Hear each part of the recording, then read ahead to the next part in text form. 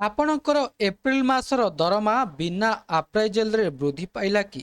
March ତୁଳନାରେ ଏପ୍ରିଲରେ କିପରି ସାଲାରୀ ବଢ଼ିଲା ଆସନ୍ତୁ ଜାଣିବା।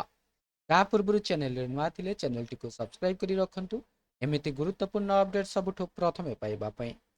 ଜଣେ ମଧ୍ୟବିତ୍ତ ଶ୍ରେଣୀର ବ୍ୟକ୍ତି ନିଜ ପରିବାର ପ୍ରତିପୋଷଣ କରିବା ଏବଂ ନିଜର ଆବଶ୍ୟକତା ପୂରଣ କରିବା ପାଇଁ ଦିନରାତି କଠିନ ପରିଶ୍ରମ କରନ୍ତି। ସାରା ବର୍ଷ କାମ କରିବା ପରେ ଚାକିରି କରୁଥିବା ଲୋକମାନେ ଏପ୍ରିଲ ମାସକୁ ଉତ୍ସାହର ସହିତ ଅପେକ୍ଷା କରନ୍ତି।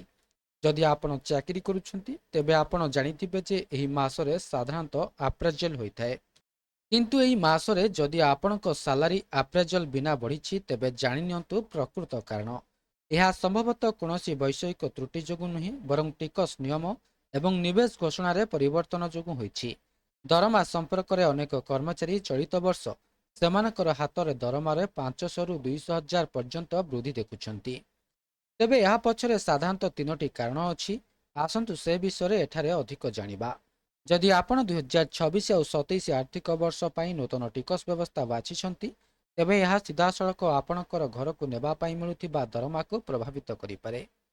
ସରକାର ଟିକସ ସ୍ଲାବ ଏବଂ ମାନକ ରିହାତିରେ କିଛି ପରିବର୍ତ୍ତନ କରିଛନ୍ତି ଯାହା ଟିଡିଏସ୍ ରିହାତକୁ ହ୍ରାସ କରିପାରିବ ଏବଂ ଆପଣଙ୍କର ଘରକୁ ନେବା ପାଇଁ ମିଳୁଥିବା ଦରମାକୁ ବୃଦ୍ଧି କରିପାରିବ। ଏପ୍ରିଲ ମାସ ନୂତନ ଆର୍ଥିକ ବର୍ଷର ଆରମ୍ଭ ହୋଇଥାଏ ଏବଂ କର୍ମଚାରୀମାନେ କମ୍ପାନୀର ପୋର୍ଟାଲରେ ସେମାନଙ୍କର ନିବେଶ ଘୋଷଣା ପୂରଣ କରନ୍ତି। ପ୍ରାୟତଃ ଯାହା ଘଟେ ତାହା ହେଉଛି ଯେ ଦରମା ଗଠନ କିମ୍ବା ପିଏଫ୍ କଟାକଟିରେ ଛୋଟ ପରିବର୍ତ୍ତନ ମଧ୍ୟ ଦରମାକୁ ପ୍ରଭାବିତ କରେ।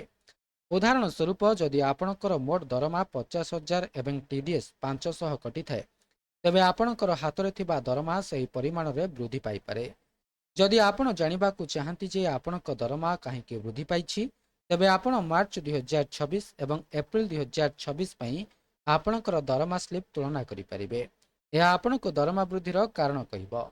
ଯଦି ଆପଣ ଆପଣଙ୍କ ଦରମାରେ ଏକ ଗୁରୁତ୍ୱପୂର୍ଣ୍ଣ ପାର୍ଥକ୍ୟ ଲକ୍ଷ୍ୟ କରନ୍ତି ତେବେ ଆପଣଙ୍କର ଏଚ୍ଆର୍ କିମ୍ବା ପେରୋଲ୍ ଟିମ୍ ସହିତ କଥା ହୁଅନ୍ତୁ।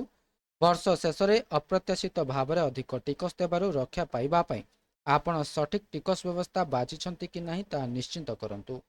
ତେବେ ଏହା ଥିଲା ସମ୍ପୂର୍ଣ୍ଣ ଅପଡେଟ୍ଟି। ଭିଡ଼ିଓଟି ଭଲ ଲାଗିଥିଲେ ଭିଡ଼ିଓଟିକୁ ଲାଇକ୍ କରନ୍ତୁ, ସେୟାର କରନ୍ତୁ ଏବଂ ଚ୍ୟାନେଲଟିକୁ ସବସ୍କ୍ରାଇବ୍ କରିବା ପାଇଁ ଭୁଲନ୍ତୁ